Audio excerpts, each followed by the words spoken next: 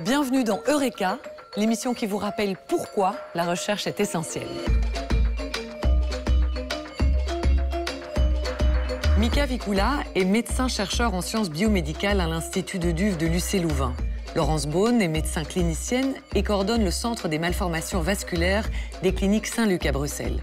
Ils sont unis dans le travail et dans la vie. Bonjour Laurence, bonjour Mika. Bonjour. Bonjour Alex. Expliquez-nous un peu l'objet de vos recherches. Nous travaillons dans le domaine des malformations vasculaires, dont certains sont des maladies rares, mais ils ne sont pas si rares que ça parce qu'on compte que 3 personnes sur 1000 ont une anomalie vasculaire. Ce sont des malformations où les vaisseaux sont mal formés et le flux sanguin à l'intérieur de la lésion est anormal.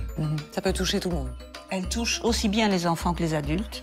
Elles peuvent être n'importe où sur le corps, que ce soit la peau, les articulations, les muscles et n'importe quel organe également.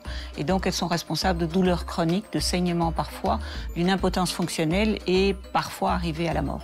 Vous avez déjà d'importantes découvertes à votre actif. Est-ce que vous pouvez nous donner un ou deux exemples? On a travaillé déjà 30 ans dans le domaine et on a réalisé que pour 80% des malformations, on peut trouver une cause génétique. Et il y a 15 ans, nous avons découvert que même les formes non héréditaires avaient une cause génétique, ce qui est une énorme avancée dans le domaine médical. Par la suite, nous avons effectué des travaux in vitro et créé un modèle c'est la souris. Avec ce modèle, on a pu découvrir qu'avec un médicament, on peut traiter ces malformations. In vitro, d'ailleurs, vous avez pu intervenir sur un fœtus. Exact. Grâce à notre connaissance sur ce médicament, on a pu traiter une malformation vasculaire chez un fœtus en donnant le médicament à la maman pendant sa grossesse, ce qui n'avait jamais été fait dans ce domaine-là.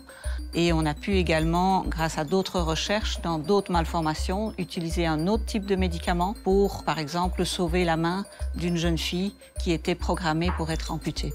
Vous venez de recevoir un prix international extrêmement prestigieux. C'est le prix Gagna et Vaniek pour les maladies incurables, un prix décerné par le FNRS. Qu'est-ce que ça a changé? Qu'est-ce que ça signifiait pour vous? Tout d'abord, c'est une fierté énorme que le travail de nos deux équipes est récompensé par un tel prix. Il faut savoir que le travail fondamental est de longue haleine. Il a besoin de personnel très pointu. Également, les techniques qu'on utilise sont très coûteuses et donc on a besoin de soutien continu pour la recherche fondamentale. Merci Laurence, merci Mika. On l'aura compris, il faut soutenir les chercheurs et les chercheuses. C'est essentiel pour combattre les maladies rares et améliorer la prise en charge des patients. Chaque don à la recherche peut faire la différence.